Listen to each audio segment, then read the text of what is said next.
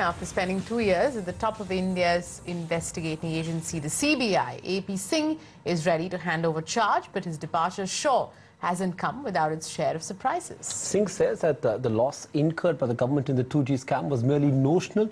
What impact will these parting remarks by the CBI chief have on policymakers? Suchetna Ray with a detailed report. Amar Pratap Singh's 2-year tenure at the helm of the Central Bureau of Investigation saw the country's powerful politicians, influential corporates and big bureaucrats go to jail. From the 2G taint to the Commonwealth mess to the mining scams. It were perhaps also the 2 years when India was saddled with scams and allegations of graft. Singh asserts probing 2G was a tough task, especially with the public and legal glare on it.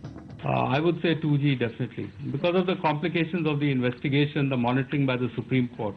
But the outgoing CBI chief does surprise. He suggests that mammoth losses quoted in the 2G scam are after all only presumptive.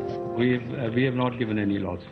हमने बोला था कि जो indexed rice है 2001 की वो 3.5 times करके हमारा फिगर 30,000 का आया था, बट हमने लॉस नहीं बोला था. हमने बोला था कि ये नोशनल फिगर है कि ये एक्चुअल प्राइस हो सकती थी.